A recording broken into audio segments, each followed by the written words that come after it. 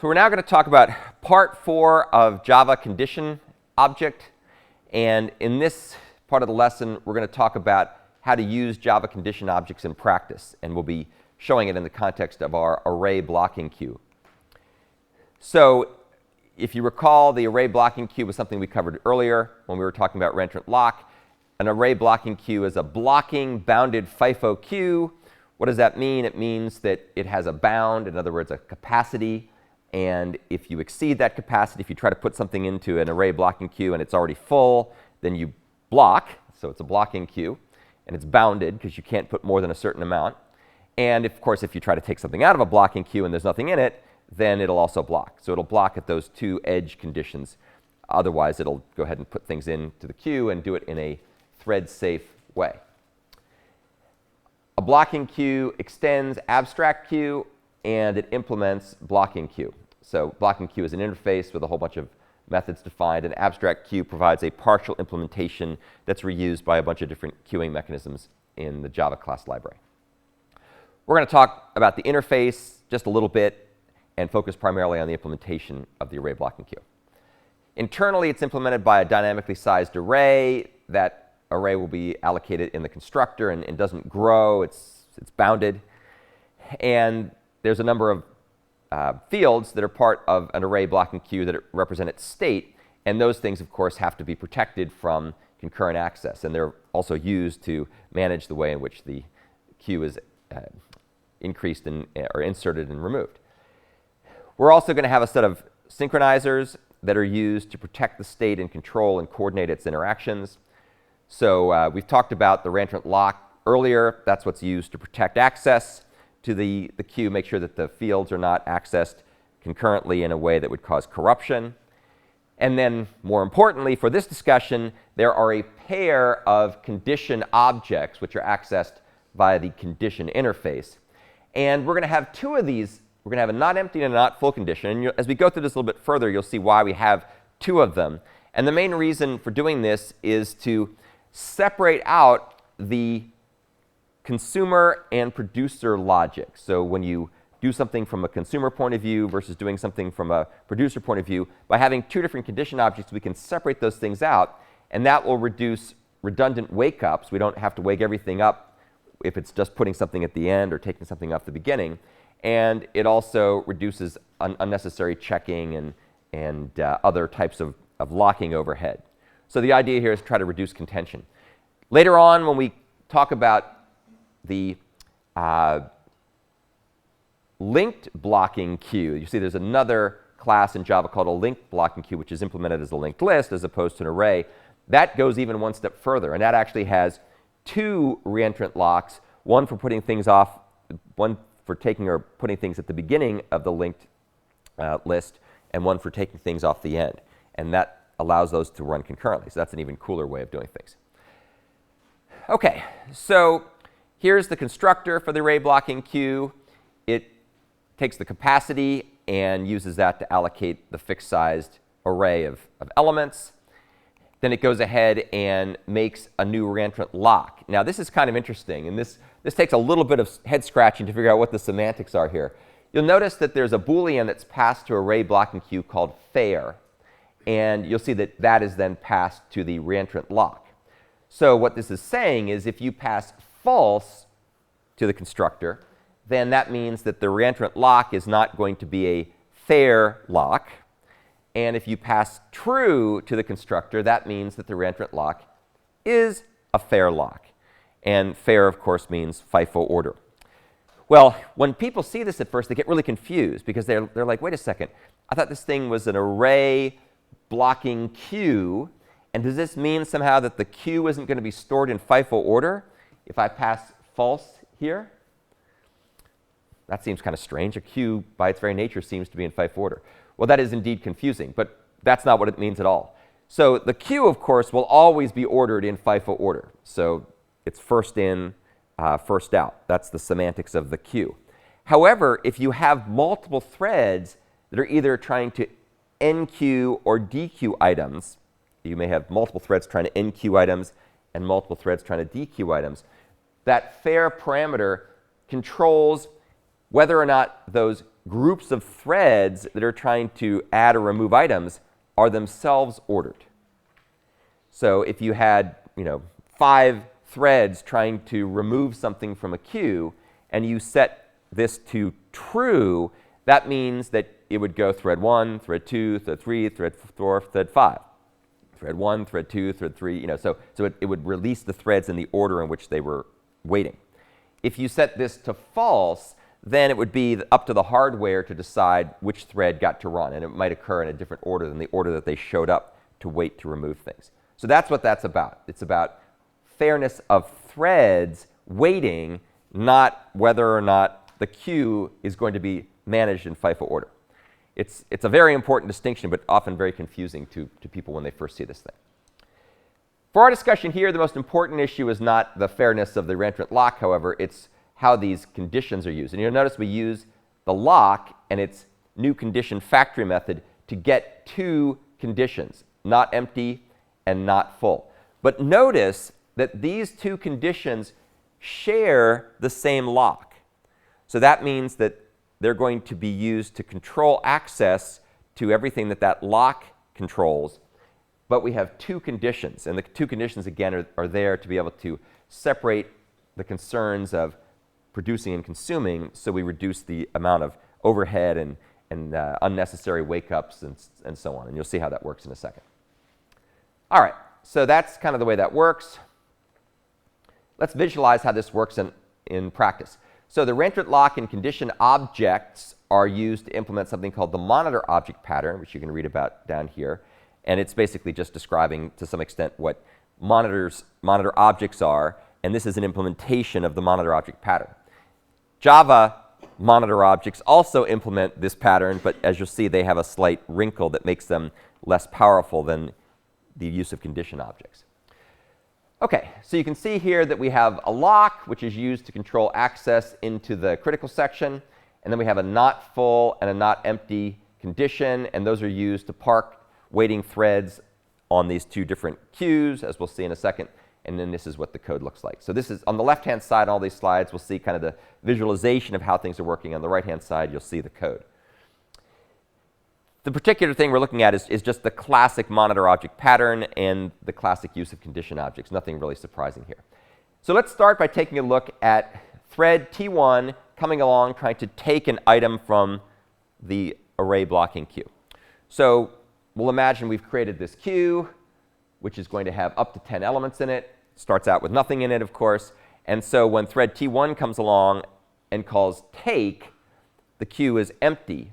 And therefore, it's going to have to block because there's nothing in the queue, right? So that makes sense.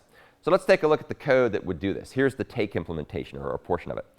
So when take is called in thread T1, it's going to go ahead and enter the monitor object. So you can see it comes in here. It's now, when take is called, it's now come in. And it's going to try to get access to the critical section, which is this part and this part down here. And it'll go ahead and call lock interruptibly, so it can be interrupted. And because there's nothing else there, there's no other contention, it'll go ahead and get that lock, and now it will go into the critical section. So we're about to start executing the code down here. We then go ahead and do the guarded suspension pattern. We've talked about this pattern before, very commonly used with condition objects. In fact, it's kind of the essence of what a condition object is useful for. And we're going to basically have the guard, which is while condition equals 0, in other words, while the queue is empty, we're going to have to wait, right? Because there's no way to make progress. We can't get our resource. So while the count is equal to 0, we're going to go ahead and call await. And notice what happens when this occurs. Here we are running in the critical section. And then when we call await, that goes ahead and parks us off to the side on the not empty condition object. And it also atomically releases the lock. So the lock that was acquired up here has now been atomically released. And that's important so that someone else can come in and add something to the queue. Otherwise, we'd never be able to do that. We'd be in a deadlock situation. OK, so at this point, you remember this, T1 parked over here on this condition object, and the lock is available. Let's now go ahead and visualize what happens when another thread comes along, thread T2, and calls put. So here, we're going to put a new string into we're going to try to put a new string into the queue. And as you'll see, T1 is currently parked here waiting to get access when the queue is not empty anymore. And the queue is currently empty. So we come along, the put gets called. That allows us to start entering the monitor object. We'll try to grab the lock. T2 is able to get the lock because there's no other contention assumed at the moment. And now we enter into the critical section. So we're going to be able to run the code that's shown here in this try block. Now we're running in the critical section. Once again, the guarded suspension pattern is applied. In this case, though, we're checking to see if the queue is full, right? So while the queue is full, while count equals the length of the number of items that we have, we're going to have to wait. Well, of course, the queue is empty, so this could not possibly be true unless you have a zero-size queue, which would be bad. So that will not block, right? So we will skip the await case here because that's going to fall through. Notice that the lock is still held. We acquired the lock up here. It's still held. And then we're going to come down here and call insert. So since the condition has been satisfied, now we're going to go ahead and call insert. And if you take a look at insert, insert assumes that it's called with a lock held, so it doesn't acquire a lock. That's something that's called the thread-safe interface pattern. We won't talk about that at the moment, but that's what that is. And what insert does is it goes ahead and it sticks the item into the next element in the queue. It increments the put index using modulus, so it'll wrap around because it's a bounded queue. Increments the count by 1. And then the last thing it does on its way out is it goes ahead and it says, hey, if there's anybody waiting to get an item, the queue is no longer empty. So we're going to signal the not empty condition. So what's going to happen here is this thread here, T2, is going to signal this thread over here, which is blocked. And we'll see what's going to happen in a second. Then, at that point, we're done with insert. We go to the finally block. We unlock the lock so that someone else, this guy in particular, can get back into the critical section. And then on the way out, as we hit the close curly brace, that leaves the monitor and releases the lock. Yes? Who's in charge of which condition again? Producer, consumer? Sorry? With producer, regarding the producer and consumer, which one is in charge of each condition? Well, so the question is, who's in charge of each condition? It depends on the state of the program. So obviously, if you are a consumer, right, if you're trying to get an item and there's no item, then you're going to go ahead and have to wait on the not empty condition, right? Conversely, if you are a producer, somebody who's creating items and adding them to the queue, then after you put something in the queue, as we just saw here a second ago, let's go back. Up here, the producer is going to signal the not empty condition. But of course, we didn't go through this case because it wasn't part of the use case here, but had the queue been full, then the producer would have waited on the not full condition. So you can see they're going to take turns waiting and signaling each other, depending on the conditions. Yes, Anne? Is there a reason why we say final reentry lock equals this dot lock? Oh, good question. So the question is, why do we have this little piece of code here where we kind of stash this thing away? In earlier versions of Java, this actually would generate more concise bytecode. I think that later versions of Java have probably taught the compiler to optimize that. But I do it here just because it makes it a little bit shorter. I don't have to try to put all these different things out. But that's, if you take a look at the implementation, if you take a look at ArrayBlockingQueue, it works like that. And that's because ArrayBlockingQueue was written back in the Java 1.5 time frame, which was, I don't know, 2004, I think. So it was about over a decade ago. And at that time, that was an optimization that would make the compiler generate better bytecode. I think that's probably unnecessary, but they never went back and refactored the code. Yes? What's the difference between not full and not empty, since you just initialize with new condition object? So the question is, what's the difference between not full and not empty? That's a good question. Anybody want to take a shot at answering that? Ann? You treat them differently because you only signal not full when you take something away and you're saying, hey, the queue isn't full anymore, and you only signal not empty when you add something in. So you say, hey, the queue isn't empty anymore. exactly. And we'll see that in just a second. But the key point of all this is that there are two conditions that are important here, right? Well, let's first take a step back. So if the queue is neither empty nor full, then we don't care about either of these conditions, right? And then all we care about is grabbing the lock. So sort of like in steady state, right? When the queue has got stuff in it and people come along and they put stuff in and they take stuff out, but it's not either the edge cases, then all we're really doing is just grabbing the lock, making sure that the guard is true, or our condition is satisfied, and then we insert or remove. So everything is hunky-dory if we're in steady state. Things get more interesting when you reach the edge conditions. So when there's nothing there, you got to wait. And when there's too much, or it's full, you got to wait. So at either of the edge boundary conditions, you're going to have to wait. And we separate those two wait conditions out. Those are what are called wait sets, the threads that are waiting to either get an item from empty queue or add an item to a full queue. They have to wait, and that's what the conditions are used for. And so when you do the opposite thing, if somebody's waiting for the queue to be not empty, and you add something into the queue, as Anne just said, then it's your job as a producer to be friendly to whoever's waiting and saying, hey, guess what? The queue may not be empty anymore, so you can wake up and take a shot at getting an item. Yes, Duncan? So how does it actually go about signaling the one that's waiting? You'll see. That's coming up. So let's just keep track of where we are. So here was the producer who just put something in the queue, as you see here, signaling the thread T1. This is thread T2. Thread T2 is signaling thread T1, hey, the queue might not be empty anymore. By the way, not empty doesn't mean there's something in the queue. Well, it does mean that here, but it means wake up and see if the queue is not empty. It's worth your time to try this. And we'll see, because of the non-determinism of concurrency, when it wakes up, it may in fact not be the case that there's anything there, right? So that's why we have to grab the lock and check the guard again. What's the difference between signal and notify? Good question. We'll talk more about that, but in a nutshell, remember that you have these things called built-in monitor objects. Java, anything that inherits from Java object, which is pretty much anything except built-in types at the moment, like int. Anything that's not a built-in type has three methods it inherits from Java object: wait, notify, and notify all. And that's the simple way of doing things. And we'll talk about monitor objects here shortly. But when you start trying to do things like the array blocking queue, where you need to have separate wait conditions, you can't do that with a monitor object by itself, because it only has one monitor condition. So wait, notify, and notify all are used if you want to use the built-in monitor object features.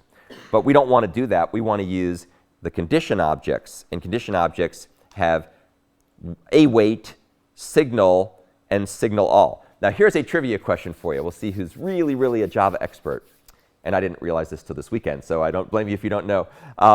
Why didn't they simply overload wait, notify, and notify all on condition object? Just change their semantics. I mean, just give them. So the reason is, if you take a look at Java object, wait, notify, and notify all are defined as final methods. And that means they can't be overridden. They're given that meaning once and for all.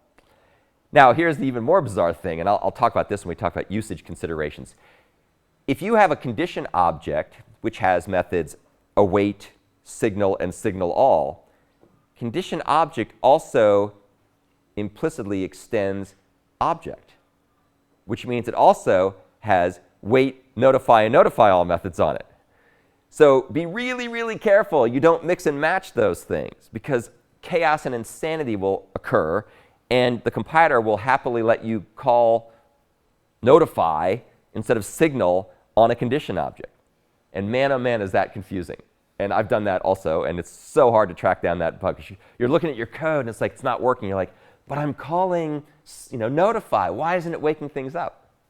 When would you call notify on a condition object? You would never call notify on a condition object. Well, so the question is, why would you ever call notify on a condition object? You should never call notify on a condition object. That would be so messed up, right? Because you'd be, unless you were using a condition object for some other purpose, which would be very strange. So just as a general rule of thumb, don't do that. There really is no easy way around this because of the semantics of Java, but you don't want this to happen for sure. Yes, Anne? Does it not make methods private when you inherit from objects? So you could if they weren't. The question is, can you change the visibility of methods when you inherit? You could, but they're defined as final. So that's what you get, right? In class object, they're defined as final. Wait, notify, all are defined as final. So you can't change them. You can't downgrade their visibility. You can't do anything to them. They're set in stone, sadly. Anyway, it's a very subtle point. Yes, Hamid. Can you treat a condition object as two or using weight? Can you treat a condition object as being two things? Probably, but oh boy, that would be a bad idea. So don't do that. You'll get yourself in trouble, and your people's minds, anybody who ever has to maintain your code, including you, like 2 weeks after you do it, your brains will explode, right? It would be so weird. But yes, technically speaking, you probably could because they would be put into different queues. That would be very odd. OK. That's about as pathological as in C++ code. If you want to change the visibility of a library class that you're going to include, you first, before you include it, you say hash define private public, and then you include the class, and that would replace the private with public, right? So it's possible to do those kinds of things, but it's a really bad idea, and people get very mad at you if you do that. OK, so to answer Duncan's earlier question, I'll show in more detail how signal is going to occur once this guy wakes up. So remember, T1 has now been signaled, or rather a thread, whatever thread is waiting on the not empty condition, which is T1, will be signaled here. And so we come along, and let's take a look at take for T1. So now we're back in T1 land. So remember, T1 was blocked in await. Await was just signaled by the insert method that was called in the context of put. And what will happen at this point is that this guy, T1, who was waiting here, now wakes up and gets to contend to get back in that critical section. Keep in mind two things. First of all, just because he was signaled doesn't mean that this thread starts right away. This thread first has to be selected as runnable by the thread scheduler. Then it has to wait in line to acquire the lock. And once it acquires the lock, then it's going to have to loop back around again and check the condition. So there's a bunch of things that have to happen in order for this to go anywhere. And as you can see here, right now it's returned from await. It's about to contend for the lock. Let's assume, for sake of argument, there's no contention. And therefore, it will then be able to acquire the lock. Now it can enter the critical section. And where it's going to end up when it enters the critical section is in this loop. And it's going to go ahead and check to see whether the count is 0. Now, two things could happen at this point after all these steps have taken place. Number one, it's got a count of greater than 0 because the other guy put an element into the queue. So in that case, this guard will succeed in the sense that it will have a count that's greater than 0, and so it'll fall through. However, between the point when that condition object was signaled and the thread woke up and the thread got the lock and the thread turned around to check that condition, some other thread might have come along and stolen using the word loosely, might have taken this item that's in the queue. So this guy would get back around again, and this thread was a little too slow to wake up, and as a consequence, the count will be back to 0 again, so it'll have to go back to sleep. So this is sort of like that human known use I gave you the other day about the people at the pizza parlor waiting for the pizza and the keys and so on. And by the time that somebody wakes up and tries to grab the keys, someone else might have woken up a little faster and grabbed them and will go ahead and deliver the pizza, or in this case, take the message. Yes? If you only signal one at a time, how would that happen? Because another thread completely unrelated to being signaled may just come along. Another thread may have gotten to the point where it wants to grab an item. So there's no reason why you're limited in the number of threads who are taking part in this. And it might not be that another thread was waiting. That's one situation. The other thing is, remember we had this option of using fair or non-fair reentrant locks that we talked about in the constructor? So let's say, for sake of argument, we've decided to have non-fair locks. And we had 2 threads that were waiting. Well, it has to do with the semantics of signal. We'll talk about spurious wake-ups. Even though you call signal, it's possible, although extremely unlikely, that more than one thread will be awakened. I wouldn't worry too much about that case. That's called the spurious wake-up problem. We'll talk about that. But the more likely case is just another thread that was unrelated to blocking comes along and tries to grab an item from the queue. So that's why it could get there first. Even though we woke up one thread, there was another non-waiting thread that comes along and grabs it.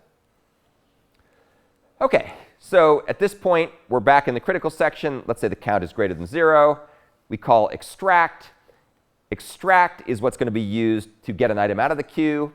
As you can see here, it goes ahead and takes an item using the take index, and there's a bunch of steps here. Notice how it decrements the count once it's taken it. And then the last thing, and this goes back to Duncan's question, the last thing we do here is this thread, which is a consumer thread, will now signal anybody who is waiting on the queue being full, you can go ahead and try. You can wake up and take a shot, because I just took something out of the queue. So this is that whole cooperative notion. You're cooperating. Each thread is cooperating through the array blocking queue implementation to make sure that they notify each other when conditions change. Obviously, if you have an implementation that doesn't follow that protocol, then the implementation of the array blocking queue is going to have a hard time making any progress. But because they're collaborating, because we wrote both pieces of the code, we can make sure that they notify each other properly. Yes? So when you do await and it releases the log, Yes? when you're done waiting, does it reacquire it? Good question. So the question here was, what are the semantics of await? So as we just talked through, when you're signaled, right, when someone signals you, let's say in this case it was the thread T2 signaled thread T1 that there might be an item in that queue, await doesn't return until it reacquires the lock. So that's the crucial thing. So these are atomic, as it says here. Before await returns, the monitor lock, really I should say this lock here, it's not the monitor lock, it's this lock playing the role of the monitor lock in this implementation, will be reacquired atomically. OK, so finally the extracted item is returned back to the caller. The caller goes ahead and unlocks the lock, and it leaves the monitor when we hit the curly brace. OK, so this example, even though it's not a whole lot of lines of code, like so many other things involved with concurrency, is reasonably complicated. And the reason why it's complicated, in my mind, is because of the need to understand the coordination that's taking place between the threads. Number one, these threads are coordinating, signaling and waiting and so on. And then the other thing that makes it complicated, in my mind, is there are these moving parts, right? There's the lock, and there's the condition objects. And keeping track of which objects are involved, coming back to Philip's point about who's responsible for what, right? So both consumer and producer threads are responsible for managing the conditions. It's just that a consumer thread will wait on the not empty condition when it reaches the edge case. And it will signal the not full condition once it's removed something. And conversely, the producer threads will wait on the not full condition when it finds there's no way to put anything in the queue. And it will signal the not empty condition once it's gone ahead and added something to the queue. All right, any questions about that? So that's the end of that lesson.